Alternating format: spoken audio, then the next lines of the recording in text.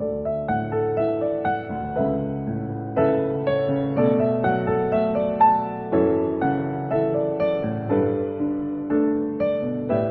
우리에게 주시는 하나님의 말씀은 마가복음 11장 11절에서 14절 말씀입니다. 이 시간에 우리 한 목소리로 합독하겠습니다. 예수께서 예루살렘에 이르러 성전에 들어가사 모든 것을 둘러보시고 때가 이미 저물매 12제자를 데리시고 베다니에 나가시다. 이튿날 저희가 베다니에서 나왔을 때에 예수께서 시장하신지라 멀리서 잎사귀 있는 한 무화과 나무를 보시고 혹 그 나무에 무엇이 있을까 하여 가셨더니 가서 보신즉 잎사귀 외에 아무것도 없더라. 이는 무화과의 때가 아님이라. 예수께서 나무에게 일러 가라사대 이제부터 영원토록 사람이 네게서 열매를 따먹지 못하리라 하시니 제자들이 이를 듣더라. 아멘. 영국의 철학자 버트란트 러셀이 나는 왜 기독교인이 아닌가라는 책을 썼습니다. 그 책에서 오늘 본문에 예수님께서 무화과 나무를 저주하신 사건을 예로 들면서 이 사건을 보면 예수가 그렇게 합리적인 분은 아니라고 말을 합니다. 때가 아니면 열매가 없는 것이 당연한 일인데 아무리 배가 고파도 그렇지 죄 없는 나무를 책망하고 저주까지 한 것은 합리적이 않다는 것입니다. 그래서 이런 모습은 소크라테스나 공자보다 못한 모습이다 라고 그렇게 말을 했습니다. 오늘 이 무화과 나무를 저주해서 말려버린 이 사건은 사실 믿는 우리들에게도 이해하기가 조금 난해한 사건입니다. 이 사건은 예수님께서 십자가에 달리시는 그 주간, 즉 고난주간에 일어난 일입니다. 이 기간 중에 예수님께서는 낮에는 예루살렘 성전에서 가르치셨습니다. 그리고 저녁이 되면 예루살렘을 떠나서 근처 베다니 마을에 들어가서 주무셨습니다. 그리고 아침이 되면 다시 예루살렘 성전으로 돌아오셔서 가르치셨습니다. 그러니까 이날도 예수님은 제자들과 함께 아침 일찍 예루살렘 성전을 향하여 올라가고 계시던 중에 배가 고프셨다는 겁니다. 그러니까 아침 일찍 일어나서 오시다 보니 식사를 못 하셨던 것 같습니다. 그런데 마침 저 멀리에 잎사귀가 무성한 무화과 나무가 예수님의 눈에 띄었습니다. 그래서 열매를 얻고자 해서 갔는데 잎사귀와는 다르게 열매가 없어서 저주하여 말려버리셨다는 그런 이야기입니다. 그런데 문제는 이때는 무화과의 때가 아니라고 기록하고 있습니다. 그러니까 무화과의 추수기는 6월과 7월인데 이때는 6월절이었으니까 4월이었습니다. 때가 아니면 열매가 없는 것이 당연한데 나무를 저주하셨다는 이것이 의문을 갖게 됩니다. 특히 우리가 알고 있는 예수님은 상한 갈대를 꺾지 아니하시고 꺼져가는 등불도 끄지 아니하시는 그런 자비로운 예수님이신데 죽은 사람도 다시 살리시는 분이시고 죽은 나무도 소생케 하실 예수님께서 오늘은 멀쩡한 나무를 영원히 열매가 없으리라고 저주하셨다는 것이 우리에게 의문을 일으킵니다. 우리가 알고 있는 예수님과는 너무나 다른 모습이기 때문이죠. 자, 이에 대한 설명은 좀 나중에 드리기로 하고 먼저 우리 주님께서 이 사건을 통해서 우리에게 주시고자 하는 교훈이 무엇인지를 생각해 보도록 하겠습니다. 이 무화과 나무를 저주하시고 말려버린 이 사건이 주는 교훈은 분명합니다. 쓸모없는 것은 존재할 필요가 없다는 그런 교훈입니다. 자, 우리 주변에는 여러 종류의 나무가 심어져 있습니다. 나무를 심는 데는 여러 가지 목적이 있죠. 어떤 나무는 관상용으로 심기도 합니다. 또 어떤 나무들은 홍수의 피해를 줄이기 위해서 심는 그런 나무들도 있고 또 그늘을 만들기 위해서 심는 나무, 또 열매를 얻기 위해서 심는 그런 나무들도 있습니다. 근데 오늘 나오는 이 무화과 나무는 관상용 나무가 아닙니다. 아름다운 꽃이나 향기가 전혀 없는 나무. 무화과 나무를 심는 이유는 오직 한 가지, 열매를 얻기 위해서 심는 겁니다. 무화과는 열매를 위해서 존재하는 나무인데 그래서 무화과라고 하는 이 나무는 돌보는 사람이 없어도 굉장히 잘 자라고 열매를 많이 맺는 그런 나무입니다. 그래서 이스라엘 사람들은 길가에 이 무화과 나무를 많이 심어놨습니다. 그래서 지나가던 나그네가 배가 고프면 그 열매를 따먹을 수 있도록 그렇게 했습니다. 이 무화과 나무의 특징이 몇 가지가 있는데 무엇보다도 잎사귀가 상당히 크다는 것입니다. 에덴 동산에서 아담과 하와가 범죄한 후에 자신들이 벗었다는 사실을 알고 부끄러워졌을 때 무화과나무 잎사귀로 치마를 만들어 가리웠다고 그렇게 했습니다. 그래서 오늘 예수님께서도 멀리서 이게 무화과나무라는 것을 금방 알아차릴 수 있었던 것입니다. 또 한 가지 이 무화과나무가 가지고 있는 특징 중에 하나는 이 무화과나무는 잎사귀와 열매가 거의 동시에 열리는 그런 나무입니다. 그러니까 잎사귀 따로 열리고 그 다음에 따로 열매가 열리는 그런 나무가 아닙니다. 잎사귀가 무성하면 반드시 열매가 있도록 되어 있는 그런 나무가 무화과나무입니다. 그래서 아직 무화과의 때는 아니지만 그래도 잎이 무성했기 때문에 혹시나 기대감으로 예수님께서 가보셨는데 열매가 없었던 겁니다. 그러니까 오늘 본문에 나오는 이 무화과나무는 때가 아니라서 열매를 맺지 못한 것이 아니라 때가 되어도 열매를 맺지 못하는 근본적으로 병든 나무였던 것입니다. 때로 이 무화과나무가요, 병이 들면 영영 열매를 맺지 못하는 야생나무로 변해버리는 경우가 있다고 합니다. 자, 무화과나무는 열매를 얻기 위해서 심는 것인데 이 나무는 열매를 맺을 수 없게 되었기 때문에 쓸모가 없어진 거죠. 그런 나무는 더 이상 이 땅에 존재할 필요가 없습니다. 그래서 예수님께서 말려버리신 것입니다.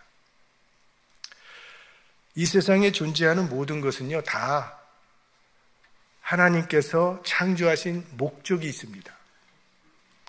한 번은 아내가 방바닥에 실가닥이 떨어져 있어서 그걸 집었다가 깜짝 놀라서 비명을 지른 적이 있습니다. 보니까 그게 실이 아니라 마른 지렁이였습니다. 그래서 그 지렁이를 갖다 버리면서요, 저는 하나님이 이렇게 쓸모없는 지렁이는 왜 만드셨을까 생각을 했어요. 근데 여러분, 이 지렁이가 여러분이 사용하시는 화장품의 원료가 된다는 거 알고 계시죠?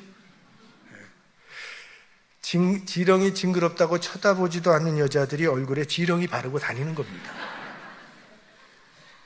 또 지렁이가 약재로도 사용이 되고요. 또 낚시하는 분들에게는 이게 필수품이죠. 여러분, 마당에 그 땅을 한번 파보십시오. 이름도 모를 온갖 징그러운 벌레들이 우글우글거립니다. 그런 벌레들은요, 평생 우리가 한번 쳐다볼 필요도 없고 알 필요도 없는 그런 벌레들은 왜 도대체 하나님께서 만드셨을까요? 그것들 때문에 땅이 비옥해지고 생태계가 균형을 이루게 되는 것이라고 합니다. 그런데 우리 인간들이 하나님의 창조의 질서를 알지도 못하면서 필요한 것과 불필요한 것을 마음대로 구분해버리기 때문에 생태계의 균형이 깨어지게 되고 그로 인해서 결국은 우리 인간들이 피해를 보고 있는 것이죠. 그러니까 생태학자들의 결론은요, 이 세상에는 필요 없는 것은 하나도 존재하지 않는다라는 겁니다. 벌레 한 마리, 지렁이 한 마리까지도 다 필요한 것입니다. 지렁이도 쓸모가 있다면 하물며 하나님의 형상대로 지음받은 우리 인간이 목적이 없을 리가 있겠습니까? 좀 연세가 많아져서 또 몸이 좀 불편해지고 말을 잘 안 들으면 나는 무용지물입니다 라는 그런 분들이 계신데요, 절대 그렇지 않습니다. 하나님께서 쓸모없는 것 왜 이 세상에 남겨두시겠습니까? 여러분, 우리 몇 주 전에 우리 교회 시니어 합창단이 특송을 하지 않았습니까? 아리랑 가락으로. 노래와 화음은 기본이고 압도적인 비주얼과 아주 세련된 무대 매너로 큰 은혜를 끼치지 않았습니까? 또 지금 우리 매주 화요일마다 실버 아카데미가 진행되고 있습니다. 아주 다양한 취미 활동반이 있는데요, 그 중에 한번 라인 댄스반에 들어가 보세요. 얼마나 스태미나가 넘치고 허리들이 잘 돌아가시는지 모릅니다. 예전에 우리 권사님 은퇴식 때 제가 말씀드린 것 같은데, 신앙 없는 사람이 나이만 많이 먹게 되면 그걸 우리는 폐물이 된다고 말을 해요. 폐물이라는 뜻은 끝난 물건이다, 소용없는 물건이다, 이런 뜻이죠. 그러나 신앙 가운데서 연세가 많아지면 고물이 되는 겁니다. 고상한 물건. 그리고 이 고물은 오래되면 오래될수록 가치가 높아지는 거예요. 그래서 우리 신앙의 어른들로부터 후배들은 인생의 지혜를 배우죠. 신앙의 겸손을 배우게 되고 하나님 나라를 향한 소망을 배우게 되는 것입니다. 하나님께서 우리를 이 땅에 남겨두신 이유는 하나님 나라를 위해 쓸모가 있기 때문입니다. 내가 이 땅에 존재한다는 것은 하나님께서 어딘가에는 쓸모가 있기 때문에, 필요가 있기 때문에 남겨두신 것입니다. 그러므로 우리는 늘 하나님의 기대에 합당한 열매를 맺는 사람이 되어야 합니다. 젊어서는 젊은이다운 열매를 맺고 노년에는 노년의 성숙한 열매를 맺어야 한다는 거죠. 우리 예수님께서 어리석은 부자의 비유를 말씀하셨습니다. 풍년이 들어서 곡간을 크게 짓고 거기에 곡식을 가득 채웠다고 했습니다. 거기까지는 문제가 없는데 그 다음이 문제입니다.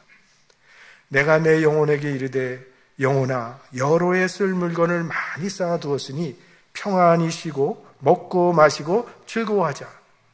자, 이 말 속에는 하나님의 나라나 이웃은 안중에도 없습니다. 오로지 자기 생각만 하고 있습니다. 그날 밤에 하나님께서 그 영혼을 불러가셨습니다. 자기밖에 모르는 잎사귀 인생은 쓸모가 없다는 거죠. 나무는 그 열매를 보고 안다고 했습니다. 사과나무는 사과 열매를 맺는 것이고 배나무는 배 열매를 맺어야 합니다. 그렇다면 그리스도인들은 그리스도인다운 열매를 맺어야 한다는 겁니다. 자, 지금 우리는 예배를 드리고 있습니다. 찬양도 드리고 기도도 드리고 또 지금은 설교를 듣고 있습니다.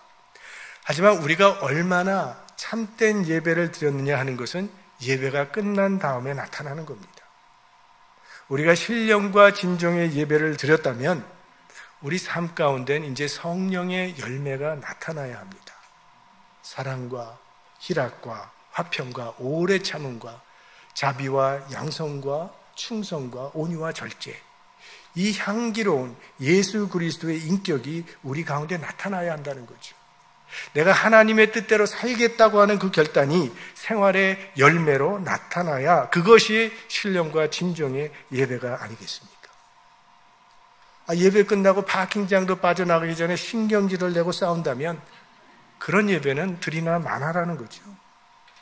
하나님께 우리가 신령으로 예배를 드렸기 때문에 좀 더 오래 참고 더 친절을 베풀고 더 감사할 수 있고 이웃을 배려하는 그런 삶의 열매가 맺혀져야 그게 신령과 진정의 예배가 아니겠습니까? 남편을 대하고 아내를 대할 때도 은혜 받은 사람답게 더 사랑으로 대해야 하지 않겠습니까? 또 일터에서는 일하는 태도도 달라져야죠. 하나님의 백성답게 맡겨진 책임을 성실하게 수행하는 빛과 소금이 되어야 합니다. 컨스탄틴 대제가 기독교를 로마의 국교로 선언할 때 로마에는요, 기독교 인구가 0.9%밖에 되지 않았다고 합니다.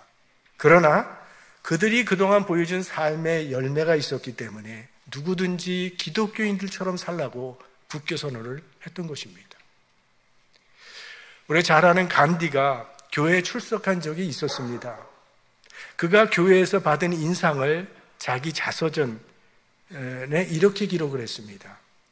내가 본 교인들은 특별히 신앙적인 것으로 보이지는 않았고 경건한 영혼을 가지고 모이는 것이 아니라 오히려 세속적인 마음을 가진 사람들이 단지 형식적으로 습관적으로 모이고 사교를 위해서 모이는 것 같이 보였다. 이렇게 기록을 했습니다. 그래서 간디는 이 기독교 안에는 내가 배울 만한 것이 자기가 갖고 있지 않은 것은 없다라는 결론을 내리고 교회를 떠난 겁니다. 그러면서 유명한 말을 남겼죠. 나는 그리스도는 좋아한다. 그러나 크리스찬은 싫어한다. 간디가 볼 때 기독교는요, 잎사귀만 무성한 열매는 없는 무화과나무였던 것이죠. 오늘 본문에 나오는 이 무화과나무는 열매는 하나도 없으면서 잎사귀는 아주 그럴듯하게 뭔가 있는 것처럼 길가에 서 있으면서 나그네들을 유혹했다는 겁니다. 열매도 없으면서 열매 있는 나무인 양 지나가는 나그네들을 속이고 실망시키고 있었기 때문에 예수님께서 말려버리신 거죠. 그리스도인이라는 이름만 있고 열매가 없으면 걸림돌만 될 뿐입니다. 오늘 설교 초반에 예수님께서 이 무화과나무를 저주하신 사건은 물론 교훈적인 의미는 있지만 평소 우리가 알고 있는 예수님과는 다른 모습이라고 말씀을 드렸습니다. 예수님께서 단순히 배가 고프시다고 나무를 저주하실 분은 아니기 때문에 또 예수님이 열매가 없다고 그렇게 저주를 하신다면 이 세상에 나만할 인간이 어디 있겠습니까? 그래서 이 사건은 좀 이상한, 평소 예수님의 행동과는 다른 이상한 행동으로 그렇게 보여집니다. 그런데요, 이 성경을 보다 보면 하나님께서 선지자들에게 이상한 행동을 하게 하시는 일들이 종종 일어난다는 겁니다. 하나님께서 호세아 선지자에게 너 음란한 여자와 결혼을 해서 음란한 자녀를 낳으라고 말씀을 하십니다. 그리고 그 아내가 남편을 버리고 다른 남자에게 떠났을 때도 다시 그 아내를 데려와서 아내를 삼으라고 그렇게 말씀을 하셨습니다. 아니, 가장 거룩해야 될 사람이 선지자인데 선지자에게 왜 이런 이상한 일을 하라고 시킨 것입니까? 이것은 남편을 버린 방탕한 여인처럼 하나님을 버린 이 방탕한 이스라엘을 용서하시고 용납하시는 하나님의 그 아픈 사랑을 보여주는 상징적인 행동입니다. 또 이런 이상한 행동을 많이 한 사람 중에는 에스겔 선지자가 있어요. 에스겔 선지자는요, 왼쪽으로 390일 동안 누워서 또 오른쪽으로는 40일 동안 누워서 몸으로 예언을 했습니다. 그리고 그때 그 기간 동안 매일 20세겔의 빵 그리고 물 6분의 1 흰만을 먹으라고 그렇게 말씀하셨습니다. 그리고 빵을 먹을 때는 그 빵을 소똥에 불을 피워서 구워라고 그렇게 말씀을 하셨어요. 이거 이상한 거 아닙니까? 이것은요, 장차 이스라엘이 망해서 양식과 물이 결핍되게 될 상황을 예언을 상징적인 행동으로 그렇게 예언한 것입니다. 그런 맥락에서 오늘 무화과나무를 저주하여 말리신 것도 이건 단순한 이적이 아니라 상징적인 의미가 있는 것입니다. 구약 성경에 그 이스라엘을 상징하는 비유로 많이 사용했던 나무가 이 무화과나무입니다. 그래서 오늘 잎사귀만 무성한 이 무화과나무는요, 내용은 없이 형식만 무성한 이스라엘 종교를 상징하는 것으로 그렇게 해석을 합니다. 오늘 본문이 시작되는 11절 말씀에 보면 오늘 무화과나무를 말리시기 이전에 예수님께서 예루살렘 성전을 들어가서 둘러보셨다고 했습니다. 예수께서 예루살렘에 이르러 성전에 들어가사 모든 것을 둘러보시고 때가 이미 저물매 12제자를 데리고 베다니에 나가시다. 예수님께서 예루살렘 성전에서 무엇을 보셨겠습니까? 가장 거룩해야 할 성전이 장사꾼들로 우글거리고 온갖 죄악으로 가득함을 예수님은 보셨습니다. 건축물은 웅장한 성전이 건축되어 있지만 제사 드리는 의식도 아주 무성하지만 예수님께서 보셨을 때는 열매는 없고 그저 입만 무성한 종교로 보였던 것입니다. 당시 예루살렘 성전은요, 물질주의에 깊이 빠져 있었습니다. 백성들이 하나님께 제사를 드리러 오는데 율법이 정한 대로 하나님께 드리는 제물은 흠이 없고 깨끗해야 합니다. 그런데 그 합격 여부를 판가름하는 것은 제사장의 권리입니다. 제사장이 합격이냐 불합격이냐 판단하도록 그렇게 되어 있었습니다. 정석껏 내가 준비해온 물건이지만 제사장이 불합격하면 다시 시장에 가서 다시 새로운 물건을 사와야 했습니다. 자, 어떤 사람이 하나님께 나는 이 예물을 드려야 되겠다. 정성껏 집에서 좋은 소를 정말 정성스럽게 잘 키워서 그 소를 끌고 하나님께 제사 드리기 위해서 예루살렘 성전을 찾아왔습니다. 그런데 제사장이 보더니 불합격합니다. 그러면 할 수 없이 그 소를 끌고 가서 시장에 팔아야 되는데 헐값으로 팔 수밖에 없습니다. 그리고 판 돈으로 다시 소를 사기는 모자르니까 양을 삽니다. 그리고 양을 끌고 왔더니 양도 불합격합니다. 그럼 시장에 가서 또 헐값으로 양을 팔고 이번에는 그 판값으로 비둘기를 사옵니다. 소를 가지고 왔는데 순식간에 비둘기 한 마리로 둔갑을 해버리게 됩니다. 자, 그러니 하나님께 제사 드리러 온 사람이 마음이 얼마나 속이 상하겠습니까? 자, 이런 번거로움을 좀 피하게 해준다는 구실로 제사장들이 편리한 시설 하나를 마련하는데 그것이 성전 한편에서 제사용 동물들을 갖다 놓고 팔게 했던 것입니다. 근데 보니까 밖에서 재물을 사오면 무조건 불합격이고 성전에서 사온 물건을 보면 형편이 없어도 다 합격이 된다는 겁니다. 이처럼 제사장들이 재물을 검사하는 특권을 이용해서 돈을 챙기는데 혈안이 되어 있었습니다. 그러니 정성껏 예물을 준비해서 왔던 이 사람들의 마음이 얼마나 낙심이 되고 얼마나 아팠겠습니까? 그래도 하나님께 예배는 드려야 하니까 그 괴롭고 슬픈 마음을 가지고 제사를 드리고 돌아간 겁니다. 지금 예수님은 예루살렘 성전을 향해 제자들과 함께 가시는 중입니다. 예수님의 눈에는 수많은 백성들이 마음의 기대를 품고 예루살렘 성전으로 모여드는 것이 보입니다. 왜? 그곳 성전에 기쁨이 있고 소망이 있고 그곳에 구원이 있고 하나님의 임재가 있는 줄 알고 찾아오는 것입니다. 그리고 그곳에서 문제를 해결받고 무거운 짐을 벗어버리고 자유롭게 돌아가고 싶었던 것입니다. 그러나 그런 마음으로 성전을 찾아왔던 사람들이 이 타락해버린 성전을 보고 더 답답하고 더 무거운 마음으로 집으로 돌아갈 수밖에 없었습니다. 예수님은 그렇게 성전에 기대를 품고 왔다가 실망하고 돌아갈 백성들을 생각하며 길을 가시다가 길가에 서 있는 잎만 무성한 열매 없는 무화과 나무를 보시면서 예루살렘 성전을 떠올리신 것입니다. 잎만 무성하고 열매가 없어서 찾아오는 나그네들에게 실망만 안겨주고 있는 이 무화과 나무는 잎만 무성한 예루살렘 성전과 같다고 보셨기 때문에 저주하셨다는 것입니다.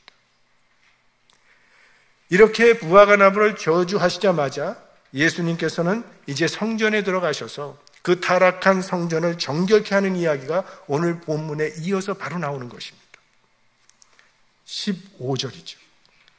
저희가 예루살렘에 들어가니라 예수께서 성전에 들어가사 성전 안에서 매매하는 자들을 내어 쫓으시며 돈 바꾸는 자들의 상과 비둘기 파는 자들의 의자를 둘러 엎으시며 이에 가르쳐 이르시되 기록된 바 내 집은 만민의 기도하는 집이라 칭함을 받으리라고 하지 아니하였느냐 너희는 강도의 구려를 만들었도다 하시매. 오늘 무화과 나무를 저주하신 사건은 바로 이 이스라엘의 종교에 대한 심판을 상징하는 사건입니다. 이제부터 영원토록 사람이 네게서 열매를 따먹지 못하리라. 잎만 무성한 예루살렘 성전을 향한 주님의 선언입니다.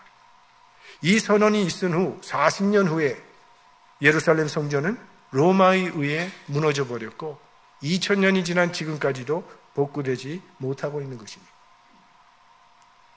아니 그렇다면 예루살렘 성전을 향해서 직접 저주하실 것이지 왜 애매한 무화과 나무를 저주하신 것입니까? 여기에는 대신적인 의미가 있습니다. 우리 구약의 제사 제도를 생각해 보시면 죽어야 할 죄인은 사람이에요. 그런데 애매하게 양이 대신 죽는 것과 같습니다. 양이 무슨 죄가 있습니까? 사람 대신 죽은 것입니다. 예수님이 무슨 죄가 있습니까? 우리의 죄를 대신하여 저주받으신 것입니다. 마찬가지로 이 무화과 나무도 예루살렘 성전을 대신해서 오늘 저주받고 있는 것입니다. 어떤 목사님이요, 시골 마을을 지나가시다가 이 농부들이 점심하기 위해서 옹기종기 모여있는 모습을 보았습니다. 그래서 전도를 좀 해야 되겠다 해서 전도하려고 했더니 그 한 청년이요, 목사님 이 마을에서는 전도 안 하는 게 좋을 겁니다. 그래서 왜요? 며칠 전에 벼락이 쳐서 나무에 불이 타고 바위가 깨어져 버렸어요. 그리고 논바닥이 푹 패였어요. 아니 나무가 무슨 죄가 있습니까? 바위는 무슨 죄가 있습니까? 하나님이 안 계시든지 계시다면 장님일 것입니다. 그랬더니 목사님이 한참 생각하다가 청년에게 물었습니다. 청년, 학교 선생님들이 손에 막대기를 들고 있지? 그 막대기는 무엇에 쓰던가? 이건 아이들이 졸라 그러면 뭐 칠판을 땅땅 치기도 하시고요. 책상도 땅땅 두드리죠. 아니 칠판이 무슨 죄가 있길래, 책상은 무슨 죄가 있길래 치는 거야? 그거야 아이들 졸지 말라고 정신 차리라고 치는 거죠. 바로 그거야. 지금은 하나님께서 나무를 치셨지만 그래도 청년이 정신 차리지 못하면 다음엔 자네 머리를 칠 거야. 그랬더니 회개하고 예수를 믿었답니다. 죄는 무화과 나무에 있는 것이 아니라 예루살렘 성전에 있고 열매 맺지 못한 이스라엘 민족에게 있었던 겁니다. 그런데 하나님께서 먼저는 무화과 나무를 치시는 거예요. 그리고 후에 예루살렘 성전을 심판하시고 그래도 정신을 못 차리면 마침내는 이스라엘 민족을 심판하신다는 것입니다. 우리들도 마찬가지죠. 오늘 당장 하나님께서 심판하시면 이 자리에서 끝나고 맙니다. 하지만 하나님께서는 우리에게 기회를 주시기 위해서 멀리서부터 치시는 겁니다. 내가 맞아야 할 것을 내 대신에 다른 사람이 맞기도 하고 부모가 맞기도 하고 자녀가 맞기도 합니다. 그래도 정신 차리지 못하고 회개하지 아니하면 마지막에는 우리에게 심판을 내리시는 겁니다.